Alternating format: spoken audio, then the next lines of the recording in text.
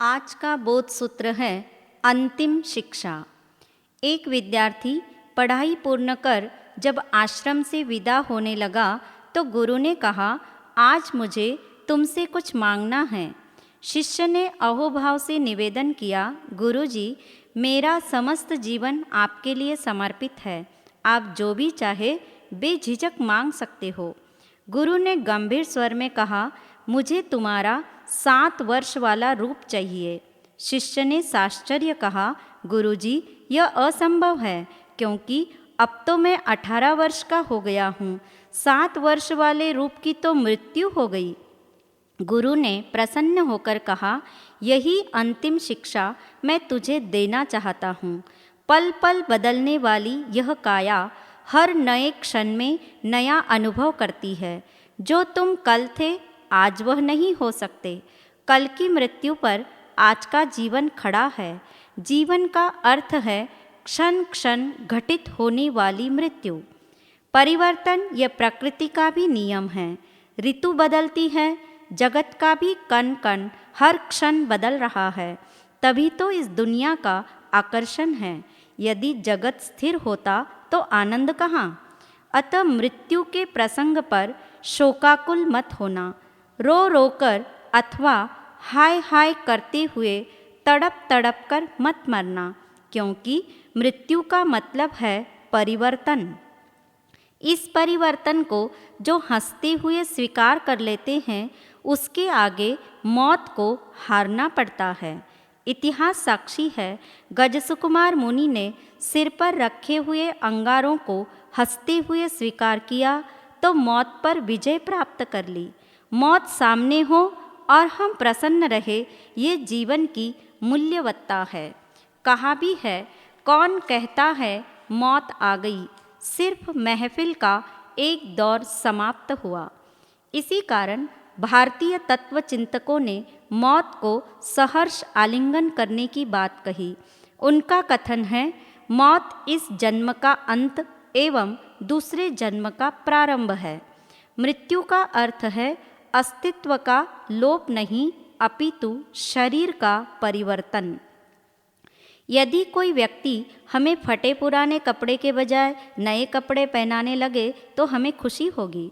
न हम उस नए कपड़े पहनाने वाले व्यक्ति को अपना शत्रु मानेंगे, न उससे डरेंगे।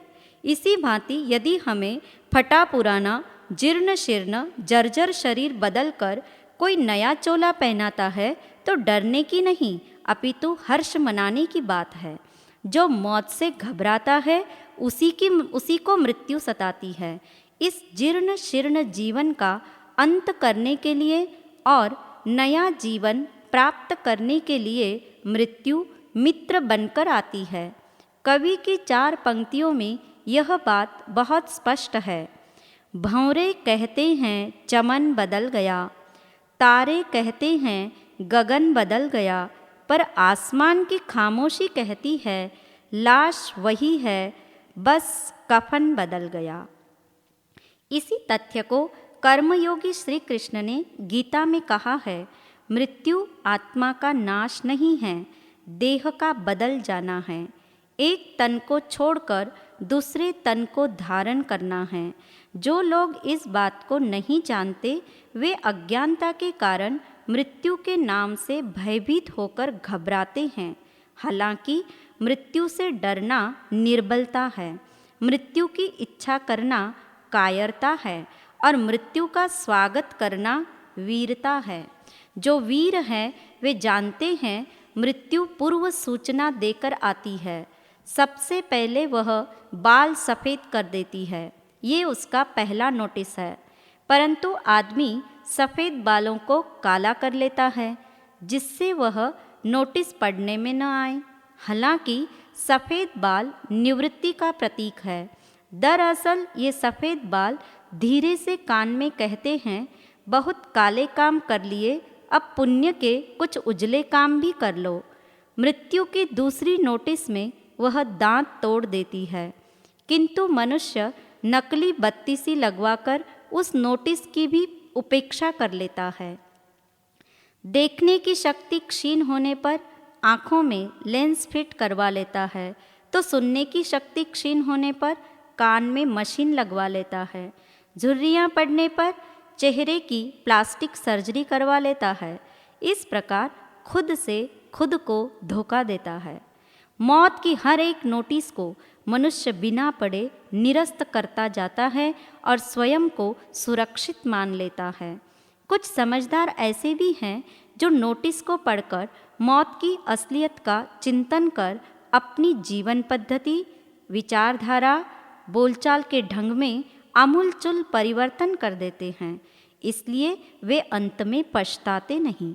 उनके जीवन की छोटी बड़ी हर प्रवृत्ति संयम का पुट पाकर सम्यक बन जाती है। संसार की तमाम प्रवृत्तियों से मन विमुख होकर स्व से जुड़ने लगता है। कुछ लोग ऐसे भी हैं जो मृत्यु के नोटिस को बार बार पढ़कर भी गौर नहीं करते, उनका स्वीकार नहीं करते, तो मौत अंत में अपना वारंट जारी कर देती है। अतः हे आत्मन, ये जिंदगी एक सरिता है जो निरंतर बहते बहते एक दिन मृत्यु के सागर में मिल जाएगी। मृत्यु का मूल्य जीवन से ज़्यादा है, पर आश्चर्य है कि हम उससे परिचित नहीं हैं। अपनी मौत को जानना ही जीवन का असली मर्म पाना है। मौत को समझने से पहले यह समझ लें कि जिंदगी क्या है। दुनिया में अनेक लोग ऐसे भी हैं जो जिंदा हैं, लेकिन उन्हें पता नहीं वे क्यों जी रहे हैं। जिंदगी में अनंत संभावनाएं हैं, क्योंकि इसमें अनंत शक्तियां छिपी है। इन शक्तियों को पहचानना और इन्हें साकार करना ही जिंदगी का असली मकसद है। जिसके जीवन में विश्वास, संयम और चारित्र का पतन हो जाता है, उसकी जीते जी मौत हो जाती है। इसलिए ज्ञानियों ने जीवन के दो पक्ष बताए, एक जो चल रहा है और दूसरा जो अंतिम प्रयाण की ओर है। जब साथ में कुछ भी नहीं जाएगा तो कभी सोचा हम अपने लिए क्या करते हैं, आगे की क्या तैयारी है। सुंदर शरीर, स्वस्थ मन और परिपूर्ण 5 इंद्रियां जीवन की उपलब्धि अवश्य हैं, पर वह मिट्टी के दिए से ज़्यादा नहीं है। यह खेल मिट्टी का है। शरीर मिट्टी से बनता है और उसी में मिलता है। इस मिट्टी के दिए रूपी शरीर को अपना मत समझ लेना। अतः इस दीपक से ऊपर भी अपनी नज़र उठाकर देख। जो आत्मज्योति है, उसका ऊपर की ओर उठना ही आत्मा का उत्थान है। शक्ति की उपस्थिति में आत्मा का उत्थान कर लेना। स्मरण रहे किंतु, परंतु, मगर और लेकिन जैसे शब्दों द्वारा टालमटोल और बहानेबाजी करने में समझ और शक्ति का दुरुपयोग होकर कहीं जीवन पतन की ओर उन्मुख हो जाए, उससे पहले जाग जाना। एक बार अपनी नज़र से अपने को देख लेना। अपनी नज़र से अपने को जान, अपनी नज़र से तू अपने को जान। जाग जाग आत्म अपनी कर ले पहचान।